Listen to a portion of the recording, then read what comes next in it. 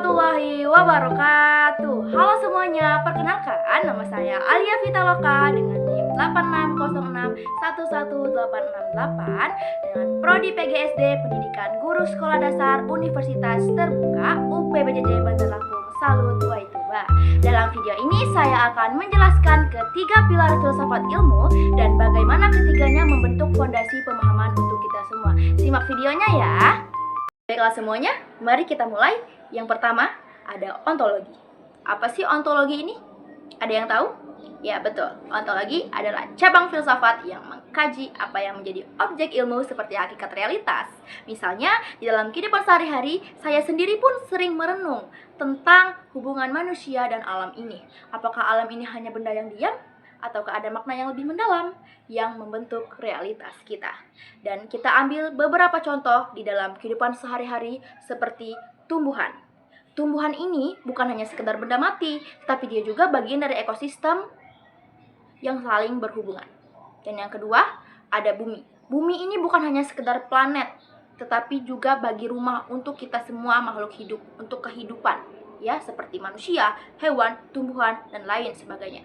Dan yang ketiga, ada manusia yaitu kita sendiri. Kita sendiri ini bukan hanya makhluk fisik, tetapi juga makhluk yang berperasa, yang bernilai, dan yang berpikir. Dan yang keempat terakhir, ada sungai. Sungai ini bukan hanya sekedar aliran air biasa, tetapi juga dia adalah siklus alam yang mendukung kehidupan. Yang kedua, ada epistemologi. Apa sih epistemologi ini?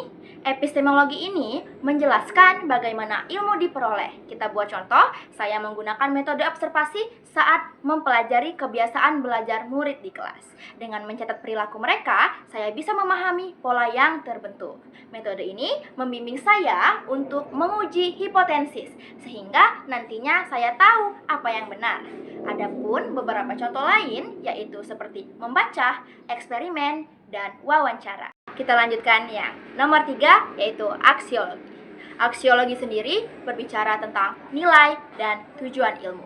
Saya seringkali berpikir, kenapa pendidikan itu sangat penting untuk kita? Karena dengan ilmu, kita bisa memperbaiki kehidupan, mengajarkan anak-anak, dan membangun masyarakat yang lebih adil. Adapun contohnya di dalam kehidupan sehari-hari yang bisa kita ambil seperti pendidikan. Pendidikan ini adalah ilmu yang membantu kita menjadi pribadi yang berpengetahuan dan berkarakter. Adapun beberapa contohnya yaitu seperti membantu sesama, membangun masyarakat, mencapai tujuan, dan menjaga alam sekitar.